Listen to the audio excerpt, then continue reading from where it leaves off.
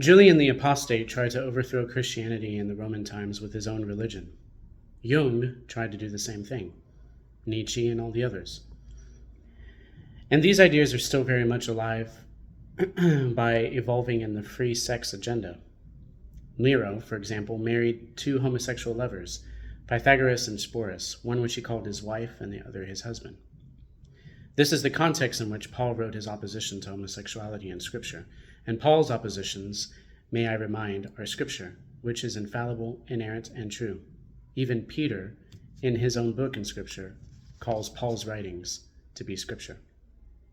A few years after Paul's death in AD 66, Tacitus, the Roman historian, described Christians as, quote, haters of humanity, end quote. Kind of sounds a lot like that woman in Ireland, Francine Sapone, who is well involved in the imprisonment of Enoch Burke. But getting back to, even though it was the Christians who were rescuing cast-off newborns in the rivers of Italy, Spain, and Libya, and the rest of the empire where the imperial cult was practiced, in Britain during the time of the Romans actually destroyed the peoples who committed infant sacrifice to the Gaulish gods. Today, a worldwide communist death cult is rising, and Christians don't see it. It thrives not only by destroying humanity, but also by marring the imago Dei inherent to our DNA, which must be redeemed because of our being conceived into sin. Additionally, the adoption of children and the making of our own children through test tube babies. There is a war on humanity, and it starts and ends with sex according to the Oneist. If there are no binaries, then the world is to be made up into the image of men, which takes on a Pandora's box of hellish imaginations, by which we've only seen the beginning.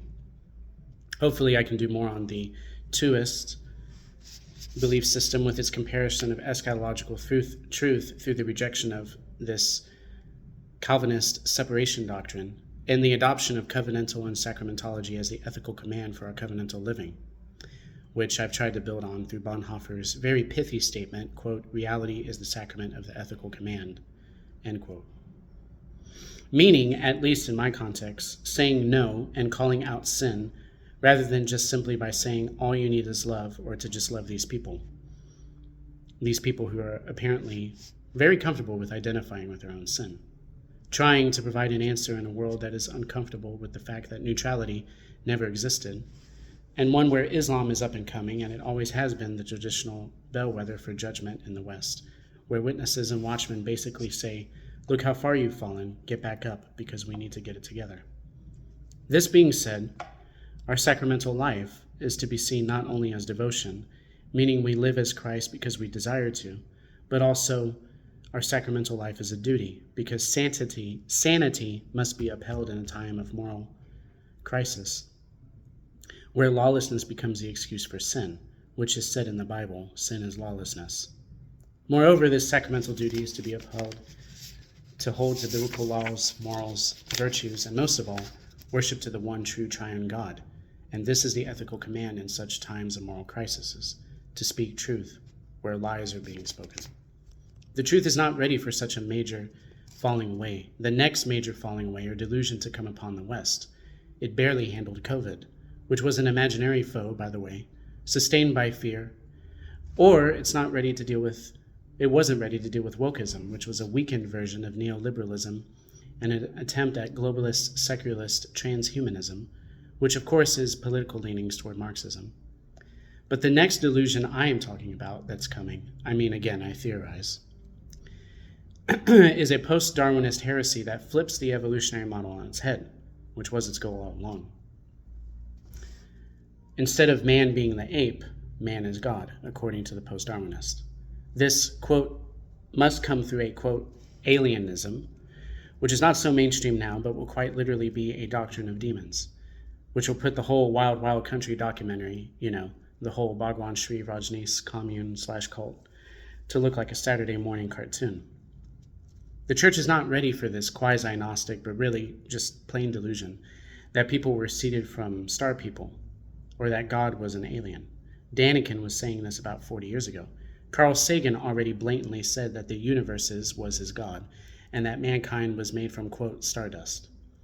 Those astrophysicists like Gary Gilmore, which you can just YouTube, who takes it one step further and said 11 years ago at least, "We are made of stardust," quote, "but how? This is why we're searching into dark matter," end quote. I mean, I was just a teenager when Richard Dawkins claimed new atheism, and the basis of the belief being that we were seeded by aliens in his interview with Ben Stein. That was almost 14 years ago. The problem with modern-day evangelicalism and its bending to the leftist agenda is its unwillingness to take back its heritage and instead adopt a doomerist worldview through dispensationalism.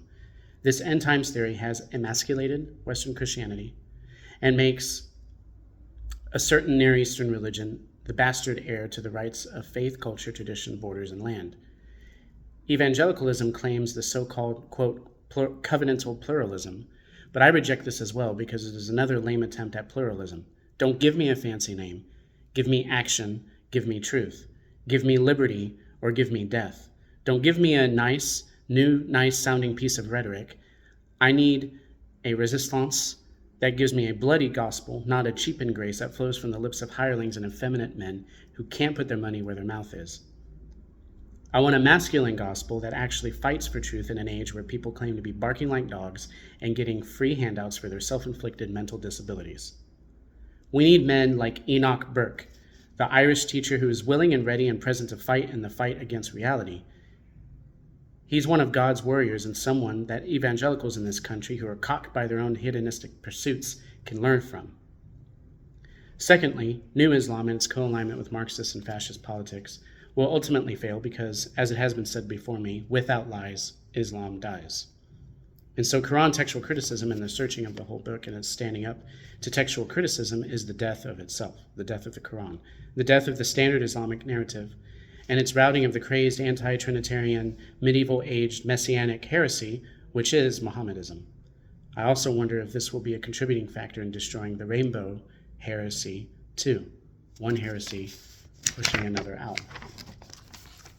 Finally, the Christian male will need to fight and resist against neighboring factions, such as those who are aligning themselves with their faggotry of ideas, like it's just okay to be gay, or just don't do too much. That grace is expendable like some currency going out of style, which is the destruction of grace, and its cheapening of it, that there's no such thing as a whore, or that Christian nationalism is heresy, will all eventually have to be answered for, and it will be answered as the blatant lie that it is. The church was not prepared for a new sexual revolution, and it's time that we admit this.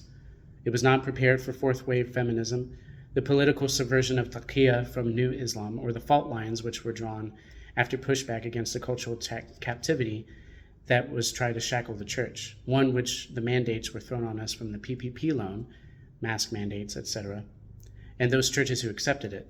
None of these will prevail because, as Scripture says, quote, "The enemy comes in like a flood. The Spirit of the Lord raises up a standard against them," end quote. The church must return to covenantalism, not covenantal pluralism, and grace through the means of sacrament in order to preserve the necessary dualism that is the distinction between the sacred and the profane, the biblical twoism, which states that reality is made up of both the spiritual and the physical, intimately and intricately intertwined. Because of Jesus Christ, who is the Christ of the covenants, who has manifested his glory to us in this state. What is awesome to behold is that however progressive these oneists might be, they are already going mad because before most of the church even realize what's going on or have had time to process what is happening. Because the secularists, if we can still call them that, have already gone insane, most Christians think that they're just going to remain neutral when there's real evil existing, but we cannot remain neutral because we have never been in a neutral world. But evil has already existed in the world. Yes, but I would respond to this, that it's rearing its ugly head in our direction again. The biggest distinction that keeps us at bay from being like a third world country, or from the church completely in disarray, is the one which says that there is a difference, and a stark difference, between that which is holy and unholy. It is a twoism. Notice that in Proverbs there is a difference between the whore, a foolish woman, and a prostitute, and these share similarities, but there is a glorious distinction reserved for the godly, virtuous woman, who is culminated in description in Proverbs 31. There is a distinction, and now we are seeing that those evil people, those people who are influenced and perhaps possessed by demons, in fact, believe and practice their belief that there is no distinction, and not even a difference between adult and child. This is truly devilish. And this was ushered in because people thought that they had license to sin through sexual perversity that came from the Obergefell movement, which Christians did nothing about. That's the ultimate evil, one which is being fought right now, and I believe away from the common man's eye, but one which is inching closer to the main square, all because the church has not answered for its blatant disregard for Scripture. And when it came to the question as to whether or not one can be Christian and gay, I yield to the testimony of Scripture found in 2 Corinthians 6, 14 through 16, and chapter 6, verses 9 through 11, as well as Deuteronomy 23, 17, because I'm not an antinomian. I believe all of Christ for all of life means the whole Bible, both Old and New Testament, can be and will be taken into modern context in and every part of life. All of Christ for all of life means just that. No thing and no one is to be neutral. Otherwise, we aren't acting on what we believe to be truly the distinction in this world between what is holy and what is truly injustice, which is actually evil in God's sight.